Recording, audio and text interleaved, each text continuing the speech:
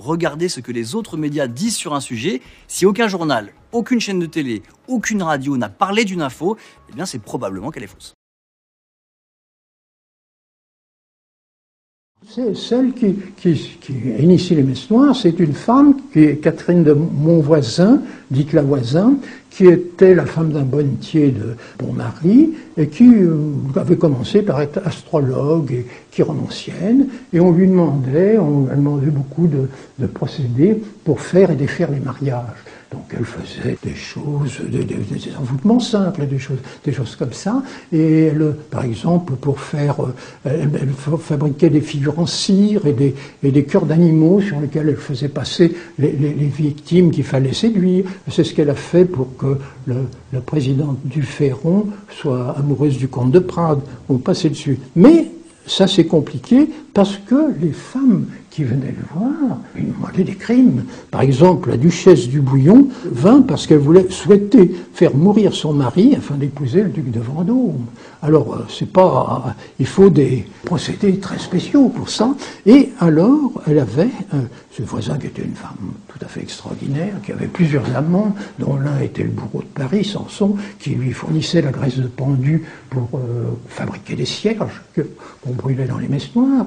Eh bien, la Voisin avait un acolyte, a découvert un acolyte, l'abbé Guibourg, qui était un homme de 70 ans, absolument un véritable scélérat, mais sans scrupules, mais en même temps complètement imprégné de toutes les théories des inquisiteurs. Il connaissait tout de la démonologie et il lui dit que la seule manière le plus efficace d'obtenir quelque chose du diable, c'était de faire une cérémonie sacrilège qui lui plairait, et que cette cérémonie-là, c'était une messe noire, c'est-à-dire une messe complètement à l'encontre des messes rituelles, et qui serait donc liée à la sexualité.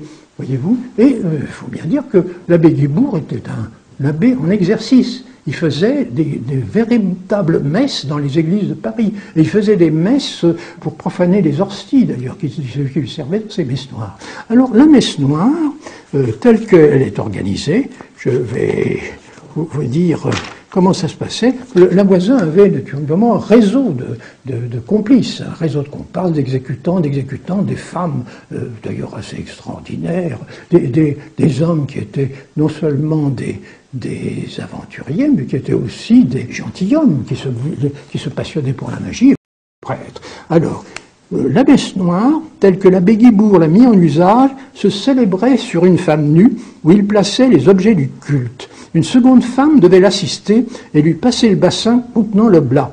Il commençait l'office à l'endroit du canon, au théigiture. Entre deux consécrations, il faisait une conjuration aux démons Asmodée et Astaroth. Après l'oblation, il lisait une invocation exprimant le souhait de la personne en faveur de qui est exécuté le rite.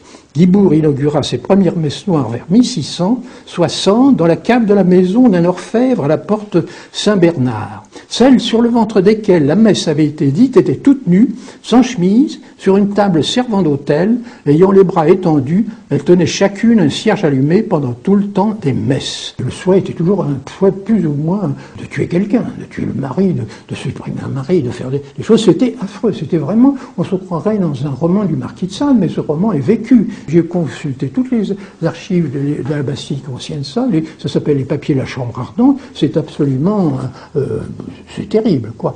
Alors, parmi les femmes qui se lèvèrent toutes nues à la messe noire, il y eut la duchesse de Vivonne, espérant ainsi faire mourir Colbert et revenir Fouquet. Là encore, c'était pas seulement des gens du peuple qui le donnaient là-dedans, c'était au contraire les gens de la haute société qui voulaient profiter de cette magie sexuelle noire et diabolique. Alors, je raconte toutes sortes d'anecdotes que j'ai vues, et je dis que le pire, c'est que l'abbé Guibourg recourut à l'infanticide pour augmenter l'efficacité du rituel. Avant l'invocation, il procéda au meurtre d'un enfant dont le sang était recueilli dans le calice et les viscères mis à part. Donc, Guibourg employait le plus souvent des nouveau-nés que leur mère offrait aux démons, comme fit la Méline près d'accoucher. Donc, vous voyez, il y a toute une espèce de commerce qui se fait. D'ailleurs, il y a eu des inquiétudes, on a vu des enfants disparaître sous Louis XIV, et ce règne de Louis XIV qui nous apparaît à travers Versailles, qu'on nous présente comme pompeux, est au contraire un règne absolument où se passent dans l'ombre des choses effrayantes, et que ça a duré plusieurs années, n'est-ce pas?